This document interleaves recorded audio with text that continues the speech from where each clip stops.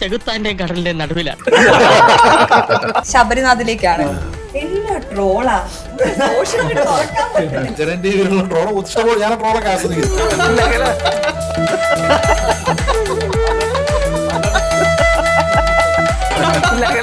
മേയറായിട്ട് നല്ലൊരു ഓണാശംസ. ആത്മപ്രശംസ എനിക്കിഷ്ടമല്ല, എങ്കിലും ചില സത്യങ്ങൾ പറയാതിരിക്കുന്നത് ശരിയല്ലല്ലോ. കേരള രാഷ്ട്രീയത്തിലെ പപ്പടം എന്ന് വിശേഷിപ്പിക്കാൻ കഴിയുന്ന നേതാവാണ്.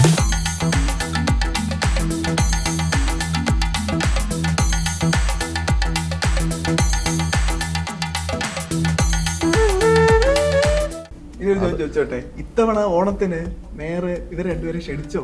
ഞാൻ ഇന്നലെ കൗൺസിലിൽ പറഞ്ഞല്ലോ, അല്ല വീട്ടിലേക്ക് ക്ഷണിക്കാം. നമുക്ക് ഒഫീഷ്യലി ക്ഷണിക്കാം. Most welcome. ഒരു കുസൃതി ചോദ്യം ചോദിച്ചോട്ടെ, ഇവർ രണ്ടുപേരും വരികയാണ് വീട്ടില്. അപ്പൊ മേയർ തന്നെ മേയറുടെ കൈകൊണ്ട് ഇവർക്ക് ഒരു വിഭവം ഉണ്ടാക്കി കൊടുക്കുക, അതെന്തായിരിക്കും? ചേട്ടാ കുറച്ച് ചോറിട്ടെ. വേണ്ട. ലേശം മോരൊഴിച്ച് കഴിക്കാനായിട്ട്. വേണ്ടെന്ന്. വിഭവം ഉണ്ടാക്കുന്ന കാര്യം എങ്കിൽ പിന്നെ ഒരിക്കലും വരില്ല. പക്ഷെ വിഭവം കൊടുക്കാം.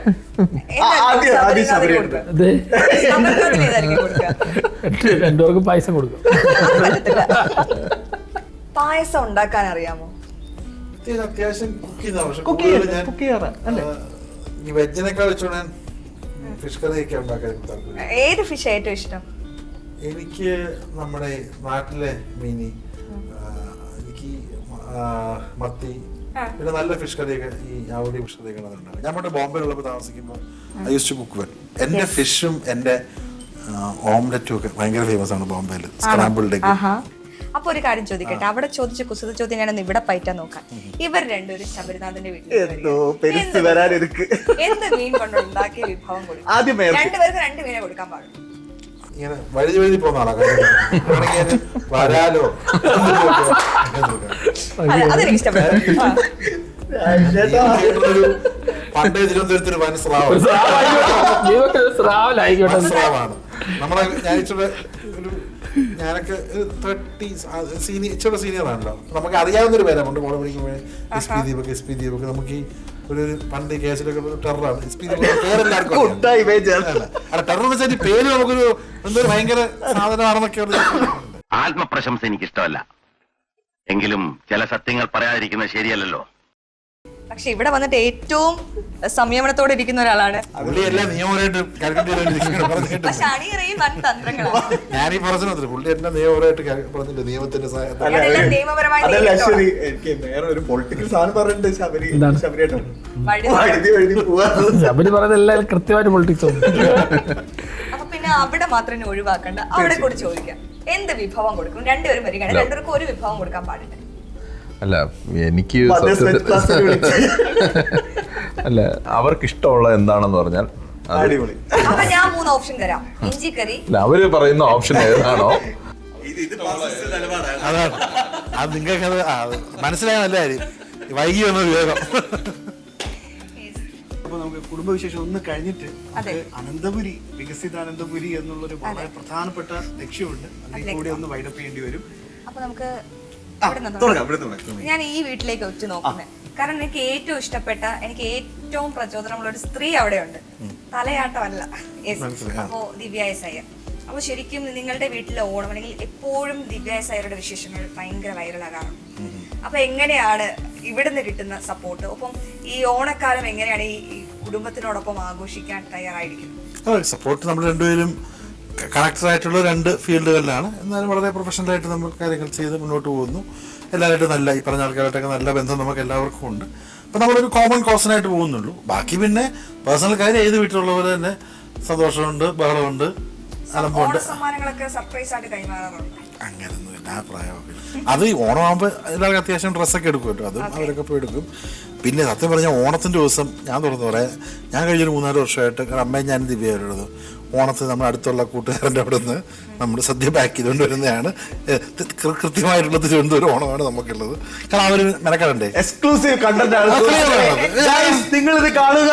അങ്ങനെയാണെന്നറിയോ, അല്ല അമ്മ ബുദ്ധി കൂട്ടണം, ദിവ്യ ബുദ്ധി കൂട്ടണം, ഞാൻ ബുദ്ധി കൂട്ടണം. അതിനും പേര് നമ്മൾ അപ്പുറത്തുള്ള സാധനം കൊണ്ട് വളരെ ക്ലിയർ ആണ്. വളരെ അർബൻ ഓണമാണ് കഴിഞ്ഞ 2-3 വർഷമായിട്ട്. നമ്മൾ ഹാപ്പിയാണ്. അത് ശരി.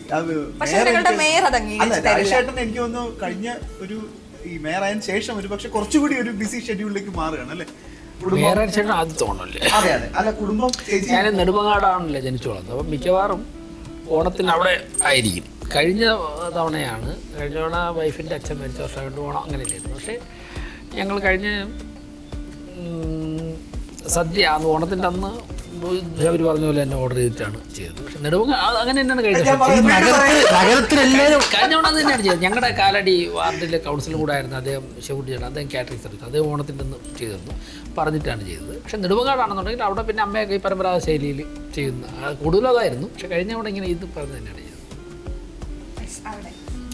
വീട്ടില് പിന്നെ എന്താണ്, വീട്ടിൽ തന്നെയാണ് ഓണം വെച്ച് തന്നെയാണ് കഴിക്കുന്നത്. അമ്മയും വൈഫും മോളും ഒക്കെ നന്നായിട്ട് ഭക്ഷണം ഉണ്ടാക്കുന്നവരാണ്. അപ്പോൾ അതുകൊണ്ട് എത്ര പേര് വന്നാലും കുറേ ഗസ്റ്റൊക്കെ കാണാറുണ്ട്. അപ്പോൾ എല്ലാവർക്കും ഓണം വെച്ച് കൊടുക്കുകയാണ് ചെയ്യാറുള്ളത്. നമുക്ക് എന്നാ വൈഡപ്പിലേക്ക് കടക്കാം. ചെറിയൊരു റാപ്പിഡ് ഫയർ കൂടി ഉണ്ട് കേട്ടോ, മറക്കരുത്. അല്ല ഇനി എന്തെങ്കിലും ശ്യാമൻ ചോദിക്കാൻ? അല്ല ഞാൻ ഒന്ന് വൈഡപ്പ് ചെയ്യാന്ന് വിചാരിച്ചിട്ടായിരുന്നു. എന്നാ വളരെ പെട്ടെന്ന് ഞാൻ എന്റെ റാപ്പിഡ് ഫയറിലേക്ക് കടന്നു. പഠിച്ചു വന്നു, അതുകൊണ്ട് ഒന്ന് ക്ഷമിക്കണം പ്ലീസ്. പഠിച്ചൊന്നുമില്ല, ഒരു 5 ഓക്കെ പെട്ടെന്ന് അവിടെ സ്റ്റാർട്ട് കേരള രാഷ്ട്രീയത്തിലെ പപ്പടം എന്ന് വിശേഷിപ്പിക്കാൻ കഴിയുന്ന നേതാവാണ്. പപ്പടം എന്ന് വെച്ചാൽ വളരെ പെട്ടെന്ന് പ്രകോപിതനാകും, എണ്ണയിലിട്ട ഉടനെ പൊള്ളി വരും. ആരായിരിക്കും? PC George. PC ജോർജ് ആലോചിക്കുകയാണ്. ദീപക് പറഞ്ഞു പറയാം. ഇല്ല, എനിക്ക് ഉത്തരവില്ല. അപ്പം താങ്കളുടെ എനിക്കില്ല. പറയണമെന്നുണ്ട്, പക്ഷെ മുന്നണിയായി പോയി. അതിപ്പോ വിവാഹമായതുകൊണ്ട് പറയാനും പറ്റത്തില്ല. അതുകൊണ്ട് ഇപ്പൊ നല്ല എരിവുള്ള കാലം, അതായത് നിയമസഭാ പ്രസംഗങ്ങളിലായാലും അല്ലെങ്കിൽ പൊതുവേദിയിലെ പ്രസംഗങ്ങൾ കൊണ്ട് ഇങ്ങനെ കോരിത്തരിപ്പിക്കുന്ന, അല്ലെങ്കിൽ അദ്ദേഹത്തിന്റെ വാക്കുകൾക്ക് നല്ല മൂർച്ചയായിരിക്കും.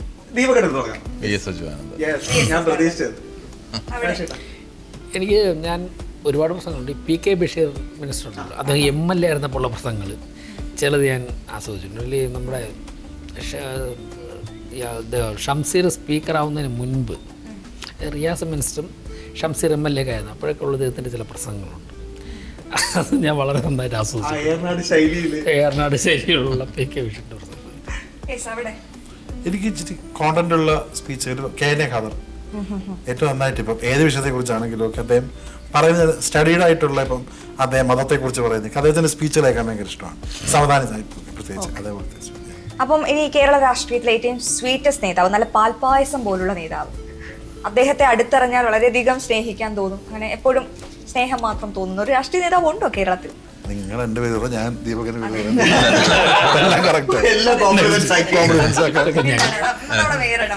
ഇതൊക്കെ ഞങ്ങളുടെ ചോദിച്ച് പ്രസിദ്ധീലാക്കി. നിങ്ങൾ പറഞ്ഞോ. എല്ലാം ഇങ്ങോട്ട് ചോദിച്ചാൽ ശരിയാവില്ല, അങ്ങോട്ട് ചോദിക്കാം. പറഞ്ഞ ഒരു പേര് പറയാം. അല്ല, എനിക്ക് വ്യക്തിപരമായിട്ടൊരു അനുഭവം ഉള്ളത് സാറിന്റെ അച്ഛനായിട്ട്. എനിക്ക് ഭയങ്കരമായിട്ട് അദ്ദേഹത്തോട് കടപ്പാടുമുണ്ട്. അതൊരു കുഞ്ഞ് എന്താ പറയുക, ഇപ്പോഴും ഹൃദയത്തിൽ സൂക്ഷിക്കുന്നുണ്ട്. എനിക്ക് ആ പാൽപ്പായസം പോലെ തോന്നിയൊരു മനുഷ്യൻ G. കർത്തയൻ സാർ. എനിക്ക് തോന്നിയ ആള് കോടിയേരി ബാലകൃഷ്ണൻ. അദ്ദേഹത്തെ പോലെ കാര്യങ്ങൾ മനസ്സിലാക്കുകയും കൃത്യമായി മറുപടി പറയുകയും വളരെ സൗമ്യമായി വളരെ കുറച്ച് വാക്കുകൾ കൂടി കാര്യങ്ങൾ അവതരിപ്പിക്കുകയും മറ്റുള്ളവർക്ക് അതൊരു വിഷമമാകാതെയും തോന്നുന്ന ഒരു പ്രവർത്തന ശൈലിയാണ് കോടിയേരിയുടെ. എനിക്ക് അച്ഛൻ്റെ പറഞ്ഞ ഉമ്മൻചാണ്ടി സാറിന്റെ പേരോട് തീർച്ചയായിട്ടും. എനിക്ക് രാജഗോപാൽ രാജേട്ടൻ. അപ്പാർട്ട് ഫ്രം പൊളിറ്റിക്സ് നമുക്കൊന്ന് വൈഡപ്പ് ചെയ്യാം. നമ്മൾ ഇത്രയും സന്തോഷവും ഒരു ചിറ്റാറ്റ് പോലെയാണ്. ഇനി നമുക്ക് വേണ്ടത് തിരുവനന്തപുരത്തിന്റെ വികസനം. പൊളിറ്റിക്സ് മാറ്റി നിർത്തിയിട്ട് എന്തൊക്കെയാണ് ഇവിടെ ഇനി നമുക്ക് പ്രധാനമായും ശ്രദ്ധ കേന്ദ്രീകരിക്കാൻ പ്രതിപക്ഷ നേതാവ്? വികസനം തന്നെയാണ് നമ്മൾ പിന്നെ കേന്ദ്രീകരിക്കേണ്ട ഒരു മേഖല എന്ന് പറയുന്നത്. ആ വികസനം ഇപ്പോൾ നാട്ടിൽ നടന്ന് തീർന്നിട്ടുള്ള കുറേ വികസന പ്രവർത്തനങ്ങളുണ്ട്. ആ വികസന പ്രവർത്തനങ്ങളിൽ നിന്ന് കുറച്ചുകൂടി നമ്മൾ മുന്നോട്ട് പോകാനായിട്ടുണ്ട്. ഒന്ന്, വിഴിഞ്ഞം പോർട്ട് ഒരു വളരെ ഡ്രീം പ്രോജക്റ്റാണ് നമ്മളെ എല്ലാവരെയും സംബന്ധിച്ചും. അത് ഇനിയും അതിൻ്റെ ഒരു ഫുൾഫിൽമെൻറ്റ് ഇനിയും ഉണ്ട്, അത് ഇനിയും വികസിക്കാനായിട്ട് ഉണ്ട്. ഒന്ന്. രണ്ട്, നമ്മുടെ ഈ IT സെക്ടർ, നമ്മുടെ ഈ ഒരു IT ഹബ്ബ് പോലെയൊക്കെ തന്നെ ഇന്ത്യക്കകത്ത് ഏറ്റവും കൂടുതൽ IT പ്രൊഫഷണൽസിനെ പിന്നെ ജോലിയെടുക്കാൻ പറ്റുന്ന ഒരു അറ്റ്മോസ്ഫിയറുള്ള ഒരു സ്ഥലമാണ് നമ്മുടെ ഈ ട്രിവാൻഡ്രം എന്ന് പറയുന്നത്. അപ്പോൾ തീർച്ചയായിട്ടും അത് അതിനുള്ളൊരു വലിയ സാധ്യതയുണ്ട്.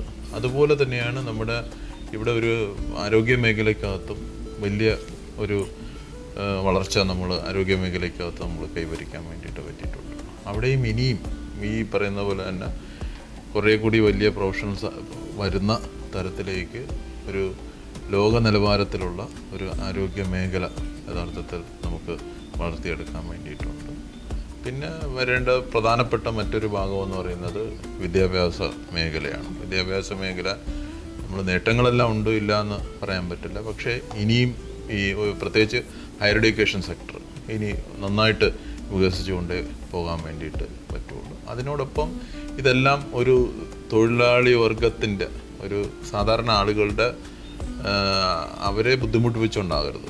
അവരുടെ കിട്ടാനുള്ള ക്ഷേമ പ്രവർത്തനങ്ങളും അടിസ്ഥാനപരമായി താഴോട്ട് ഉള്ള ഈ ബിലോ പ്രവർട്ടി ലൈനിനകത്തൊക്കെ നിൽക്കുന്ന ആളുകളുടെ അവരുടെ വികസനമെന്ന് പറയുന്നത് അവരുടെ ക്ഷേമ പ്രവർത്തനങ്ങളാണ്. അത്തരത്തിലുള്ള വലിയ ക്ഷേമ പ്രവർത്തനങ്ങൾ നമുക്ക് നടത്തിയെടുക്കാൻ വേണ്ടിയിട്ട് പറ്റണം. ഇതൊക്കെയാണ് നമ്മുടെ നാട്ടിലുള്ള വികസനത്തിന് എല്ലാവരും ഒരുമിച്ച് നിൽക്കണമെന്നുള്ള അഭിപ്രായത്തിനകത്ത് എനിക്ക് വ്യത്യസ്തമായിട്ടുള്ള അഭിപ്രായമില്ല. വികസനം വേണം, അതിനെല്ലാവരും ഒരുമിച്ച് തന്നെ നിൽക്കുകയുമാണ്. ഞാൻ ഇലക്ഷൻ സമയത്ത് പറഞ്ഞൊരു കാര്യമുണ്ട്, എല്ലാവർക്കും ജീവിക്കാൻ കഴിയുന്ന ഭാവിയുടെ തിരുവനന്തപുരം. അതിലെല്ലാം ഉണ്ട്. ഒരു സമത്വമുണ്ട്, സോഷ്യലിസമുണ്ട്, ഭാവിയുണ്ട്, ഫ്യൂച്ചറുണ്ട്. നമ്മുടെ ഏറ്റവും മിടുക്കരായിട്ടുള്ള ആളുകളുള്ള ഒറിജിനേറ്റ് ചെയ്ത് തരുന്ന ഒരു സ്ഥലമാണ് തിരുവനന്തപുരം. അപ്പോൾ എനിക്കറിയാം എൻ്റെ കൂടെ പഠിച്ച CET-യിലെ ആളുകൾ, എത്രയോ ആളുകൾ എല്ലാവരും വിദേശത്തൊക്കെ നല്ല പോസ്റ്റിലൊക്കെയാണ്. അപ്പം അങ്ങനത്തെ ആളുകളൊക്കെ ഭാവിയിൽ വന്നാൽ നമ്മുടെ നാട്ടിൽ തന്നെ ഇത് നാടിനുള്ള ഒരു ഹ്യൂമൻ ക്യാപിറ്റലാവുക വലിയൊരു ഹിഞ്ചായിട്ട് കാണേണ്ടത് ഇവിടെ വിഴിഞ്ഞാൻ പദ്ധതിയാണ്. അതിൽ നിന്നുകൊണ്ട് ഈ വിദ്യാഭ്യാസം, നേരത്തെ പറഞ്ഞ പോലെ എഡ്യൂക്കേഷൻ, ടൂറിസം, ഹെൽത്ത് കെയർ, പിന്നെ തൊഴിലിവിടെ സൃഷ്ടിക്കണം. നമ്മൾ വെളിയിൽ പോയിരുന്ന് അയവിറക്കുന്നതിനേക്കാളും ഇന്നൊരു ഗ്ലോബലായിട്ടുള്ള ഇതാണ്. എന്നാലും ഇവിടെ ക്വാളിറ്റി ജോബ്സ് വരണം. എന്നാൽ മാത്രമേ നമ്മുടെ കുട്ടികളെ നിർത്താൻ കഴിയുകയുള്ളൂ, നാടിനും അത് കാരണം ഗുണം ഉണ്ടാകത്തുള്ളൂ. അത് നേരത്തെ പറഞ്ഞ എല്ലാവർക്കും അതിലൊരു ഗുണം ഉണ്ടാകും. അപ്പം എല്ലാവർക്കും ജീവിക്കാൻ കഴിയുന്ന ഭാവിയുടെ ഒരു നഗരമാക്കണം എന്നുള്ളതാണ്. അതിനുള്ള എല്ലാ സപ്പോർട്ടും മരിക്കുന്ന ആളുകൾക്ക് നമ്മൾ തീർച്ചയായിട്ടും ഇപ്പോൾ ശ്രീ രാജേഷിനും കൊടുക്കുന്നുണ്ട്. വീണ്ടും എന്താണ് ഈ ഓണക്കാലത്ത് മേയറുടെ മനസ്സിൽ വികസിതാനന്ദം? എനിക്ക് ദീപക് പറഞ്ഞ 4 പോയിന്റുകൾ അത് തന്നെയാണ് തിരുവനന്തപുരത്തിൻ്റെ സാധ്യതകൾക്കുള്ള അവസരം. ദീപക് ശബരിയെ സപ്പോർട്ട് ഞാനിതിൽ ഒന്നുകൂടി ആഡ് ചെയ്യുന്നു. അത് അവർക്ക് പരിമിതിയുണ്ട്. സ്പിരിച്വൽ ടൂറിസത്തിന് ഭയങ്കരമായുള്ള സാധ്യതകൾ തിരുവനന്തപുരത്തിന് മാത്രമേ ഉള്ളൂ. ഇപ്പോൾ പത്മനാഭസ്വാമി ക്ഷേത്രം ഇനി ഒരിടത്ത് ഉണ്ടാകാൻ പോകുന്നു, ആറ്റുകാലിനുണ്ടാകാൻ പോകുന്നു. നമുക്ക് ഭീമാപള്ളിയും വെട്ടുകാട് പള്ളിയൊക്കെ അതേ നിലവാരത്തിലേക്ക് നമുക്ക് പറയാൻ പറ്റുന്ന ക്രൈസ്തവ ഇസ്ലാമിക ആരാധനാലയങ്ങളാണ്. ഇത് കൂടി പ്രൊമോട്ട് ചെയ്യുന്നതോടുകൂടി നമുക്ക് അനന്തമായി, ഇപ്പം ദീപക് 4 സാധ്യതകൾ പറഞ്ഞു, ഞാൻ ഒന്നുകൂടെ ആഡ് ചെയ്തു. ഇനിയും നമുക്കുണ്ട് സ്പിരിച്വൽ ടൂറിസം കൂടി. പക്ഷേ നമ്മൾ തിരുവനന്തപുരം സിറ്റി ഈ 4 അസംബ്ലി മണ്ഡലം വരുന്ന 100 വാർഡുകൾ വരുന്നതെന്നുള്ള അപ്പുറം ഇതൊന്ന് ആറ്റിങ്ങൽ, നെടുമങ്ങാട്, നെയ്യാറ്റിൻകര, കാട്ടാക്കട, ചിറയൻകീഴ് ഈ ഭാഗങ്ങളിലേക്ക് കൂടി വികസിക്കണം. IT ഇനി നേരെ ആറ്റിങ്ങൽ ഭാഗത്തേക്ക് പോകണം. കോവളവുമായിട്ട് വിഴിഞ്ഞം തുറവുമായിട്ട് ബന്ധപ്പെട്ടുള്ള എല്ലാ ഡെവലപ്മെൻറ്റും കളിയിക്ക വരെയുള്ള നമ്മുടെ അതിർത്തി ഉണ്ടല്ലോ, അങ്ങോട്ടേക്ക് വ്യാപിക്കണം. എഡ്യൂക്കേഷൻ സ്വാഭാവികമായിട്ട് സിറ്റി കോൺസെൻട്രേറ്റ് ചെയ്യും. അതോടൊപ്പം തന്നെ സാധിക്കുന്ന മേഖലയിൽ കുറച്ചുകൂടി ഇൻറ്റീരിയറിൽ പോകേണ്ടി വരും. അതോടൊപ്പം ഈ ഹെൽത്ത് സെക്ടർ നമുക്ക് കാട്ടാക്കടയൊക്കെ ഉണ്ടല്ലോ, എഡ്യൂക്കേഷൻ ഹെൽത്ത് സെക്ടറൊക്കെ ആ ഭാഗത്തേക്ക്. അപ്പം അങ്ങനെ തിരുവനന്തപുരം റവന്യൂ ജില്ല മുഴുവനും കൂടി ചേരുന്ന തരത്തിലുള്ള വികസനം നമ്മൾ പ്ലാൻ ചെയ്യണം. എങ്കിൽ ഒരു സംശയവും വേണ്ട, നമുക്ക് ചരിത്രത്തിന് മുമ്പേ നടക്കാൻ സാധിക്കും. അങ്ങനെ ചിന്തിച്ച് വിഭാവനം ചെയ്ത പ്രദേശങ്ങൾ മാത്രമേ കാലത്തിന് മുമ്പേ സഞ്ചരിച്ചിട്ടുള്ളൂ. ഇത് നമ്മൾ ചെയ്യാതിരുന്നാൽ നമ്മളൊക്കെ തന്നെ ചരിത്രത്തോട് ചെയ്യുന്ന നീതികേടായിരിക്കും. കാരണം ഇത്രയും സാധ്യതകൾ ഈശ്വരൻ കനിഞ്ഞനുഗ്രഹിച്ച് നമ്മുടെ മുൻഗാമികൾ പടുത്തുയർത്തിയും. ഇപ്പോൾ ശ്രീ MB രാഘവൻ്റെ കാലത്ത് ആരംഭിച്ച ചർച്ച പിന്നീട് ഒരുപാട് നീണ്ടുപോവുകയും ഇവിടെ ഉമ്മൻചാണ്ടി സാറ് മുഖ്യമന്ത്രിയായിരുന്നപ്പോൾ അതിന് അടുത്തൊരു ഘട്ടം വരുന്നു. അതോടൊപ്പം തന്നെ തുടർന്ന് വന്ന സംസ്ഥാന സർക്കാർ LDF സർക്കാർ അതിനെ കുറച്ചുകൂടി മുമ്പോട്ട് കൊണ്ടുപോകുന്നു. ഇപ്പോൾ വന്ന സർക്കാർ അതിൻ്റെ അടുത്ത സ്റ്റെപ്പ് എടുക്കുന്നു. ഇതിനൊക്കെ തന്നെ 2014 മുതൽ നരേന്ദ്രമോദി ഗവൺമെൻറ്റിൻ്റെ എല്ലാ തരത്തിലുള്ള പിന്തുണയും വരുന്നു. അവരൊക്കെ ചെയ്തു വെച്ച അവിടെ നിന്നുകൊണ്ട് ഞാൻ ഈ നേരത്തെ പറഞ്ഞതുപോലെ നമ്മളൊരു സാധ്യത കണ്ടില്ലെങ്കിൽ ചരിത്രത്തോടും വരുന്ന തലമുറയോടും നമ്മൾ ചെയ്യുന്ന നീതികേടായിരിക്കും. ആ രീതിയിലേക്ക് ഒരുമിച്ച് മുന്നോട്ട് പോകണം എന്നുള്ള എൻ്റെ അഭിപ്രായം. ഞങ്ങൾ ഈ പരിപാടി ശരിക്കും നടത്തിയപ്പോൾ ഒരു സന്ദേശം ഞങ്ങൾക്ക് കൊടുക്കാൻ, അതായത് പുതിയ തലമുറ, പ്രത്യേകിച്ച് ജെൻസി ആൽഫ തലമുറകളോട് കൊടുക്കാൻ ഞങ്ങൾ ആഗ്രഹിച്ചത് അവർക്ക് ഓരോ ആശയങ്ങളുണ്ട്, സംവാദങ്ങൾ ഉണ്ടാവണം, നിലപാടുകൾ ഉണ്ടാവണം. പക്ഷെ അതിനപ്പുറത്തേക്ക് നാടിന്റെ വികസനത്തിന് എല്ലാവരും ഒരുമിച്ച് ഒരൊറ്റക്കെട്ടായി മുന്നോട്ട് പോകണം. ഇത് തന്നെയാണ് ഞങ്ങളുടെ പ്രിയപ്പെട്ട പ്രേക്ഷകർക്ക് കൊടുക്കാനുള്ള ജനൻ ടിവിയുടെ ഏറ്റവും മനോഹരമായ ഓണസമ്മാനം. ഒരു ചെറിയ ചോദ്യം കൂടി ആയിക്കോട്ടെ, ഒരു ചെറിയ ചോദ്യം, ഒരു ചെറിയ ഉത്തരം മാത്രമേ ഞാൻ പ്രതീക്ഷിക്കുന്നുള്ളൂ. ഈ പണ്ട് മുതൽ നമ്മൾ കേൾക്കുന്നത് മാവേലി നാട് വാണിടും കാലം മനുഷ്യരെല്ലാവരും ഒന്നുപോലെ, കള്ളവുമില്ല ചതിയുമില്ല എന്നൊക്കെയാണ്. ശരിക്കും നമ്മുടെ കേരള രാഷ്ട്രീയത്തിലേക്ക് വരികയാണെങ്കിൽ, വളരെ ചെറിയ ഉത്തരം മാത്രമേ ഞാൻ പ്രതീക്ഷിക്കുന്നുള്ളൂ, കേരള രാഷ്ട്രീയത്തിലേക്ക് വരുവാണെങ്കിൽ കള്ളവുമില്ല ചതിയുമില്ല എന്ന് ഞാൻ വിശ്വസിക്കുന്നില്ല എല്ലാ മുന്നണികളിലും. അപ്പം ഇനി അങ്ങനെ ഒരു കാലത്തിന് സാക്ഷിയാകാൻ ഞങ്ങളെ പോലുള്ളവർക്ക് സാധിക്കും. തീർച്ചയായും നരേന്ദ്രമോദിയുടെ ഭരണം പോലും BJPയുടെ ഭരണം കേരളത്തിൽ നിന്ന് സാധിക്കും. മാറ്റങ്ങൾ വന്നുകൊണ്ടിരിക്കുകയാണ്. ഈ പറഞ്ഞ ജൻസികളും ഈ പറഞ്ഞ ആൽഫകളും എല്ലാം ഒരു രാജ്യത്തിൻ്റെ ഇന്നത്തെ ഒരു അവസ്ഥയെ സംബന്ധിച്ചുള്ള പ്രതികരണങ്ങൾ വന്നുകൊണ്ടിരിക്കുകയാണ്. അതിൻ്റെ മാറ്റങ്ങൾ സ്വാഭാവികമായി രാജ്യത്തിനകത്ത് ഉണ്ടാകും. അതിന് ഈ പൊളിറ്റിക്കൽ പാർട്ടീസ് അങ്ങനെ മാറ്റങ്ങൾ വരണമെന്ന് ആഗ്രഹിക്കുന്ന, രാജ്യത്തിൻ്റെ ഇന്നത്തെ അവസ്ഥയിൽ നിന്ന് മാറ്റങ്ങൾ വരണമെന്ന് ആഗ്രഹിക്കുന്ന പൊളിറ്റിക്കൽ പാർട്ടീസ് അതിന് എല്ലാം ഒറ്റക്കെട്ടായി നിൽക്കും എന്നുള്ളതാണ് എൻ്റെ സന്ദേശം. അല്ല, ഈ ഇന്ത്യയിൽ നിന്ന് രാഷ്ട്രീയം വാർത്തെടുക്കുന്നതിലും ഇത്രയാക്കുന്നതിൽ വലിയൊരു പങ്ക് വഹിച്ചിട്ടുള്ള പാർട്ടിയാണ് ഇന്ത്യൻ നാഷണൽ കോൺഗ്രസ്. അതായിരുന്നു ശരിയെന്ന ആളുകൾ മനസ്സിലാക്കുന്ന ഒരു കാലഘട്ടമാണ്. തീർച്ചയായിട്ടും മാറ്റം വരും, നല്ലത് വരും. എന്തായാലും നല്ലത് വരട്ടെ എല്ലാവർക്കും. ഇത്ര പറയുന്നത്. നേരായിട്ട് നല്ലൊരു ഓണാശംസ. ഞങ്ങളുടെ സ്വന്തം കുഴപ്പമില്ല. ഓണം കഴിഞ്ഞാൽ എന്ത് സംഭവിക്കാം. നിലവിൽ മേയർ safe ആണ്. ആ നല്ല പേരാണ് നിലവിൽ മേയർ. അതെന്നെ കൊടുത്തല്ലേ. അതന്നെ കൊടുത്തു, നല്ല പേരായിരിക്കും. വേറെ ഒരു ചാനൽ സത്യം, നല്ല ഹെഡിങ് ആണ്. നിലവിൽ ഞാൻ സേഫ് ആണ്. അതൊക്കെ കൊക്കിന് ചെയ്യുന്നുണ്ടെങ്കിൽ കൊക്കിന്റെ കൊക്കിന്. അപ്പൊ ഇതുപോലെ സന്തോഷവും നന്മവും സ്നേഹവും ഒക്കെ ഇങ്ങനെ പടരട്ടെ. Thank you so much.